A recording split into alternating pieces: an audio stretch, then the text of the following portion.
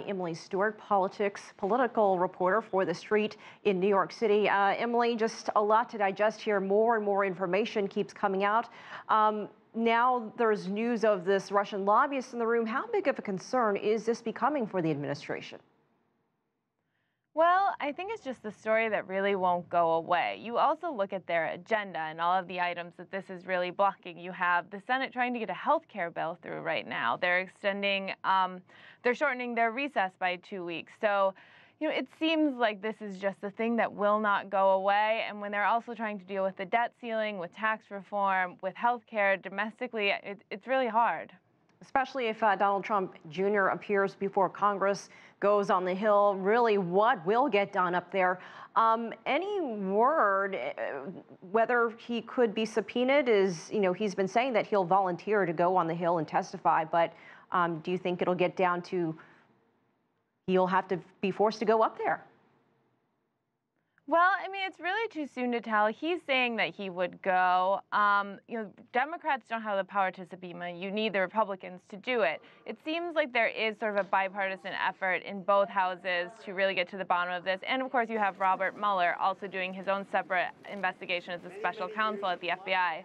So really, it's really too soon to tell how this will go, but it seems like it's certainly not going away. And really, is this a result of leaks within the White House? And how much has that been a problem for this administration?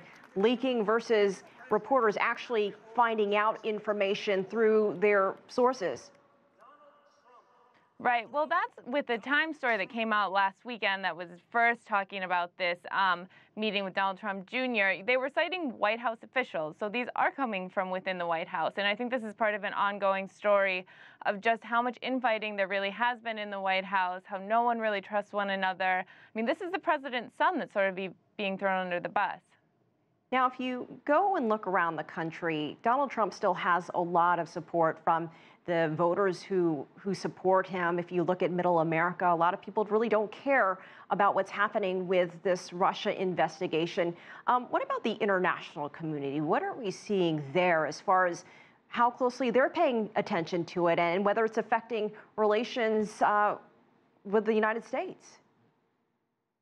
Well, I think the story definitely is breaking through. You're not, obviously, healthcare doesn't matter to someone abroad, but this is a story that's breaking through, and I think that it's not something maybe we want everyone to be seeing all of the time, but it's obviously something that people are watching to sort of seeing what's happening, whether or not there was sort of connection with Russia, if it's all sort of just a cloud of smoke.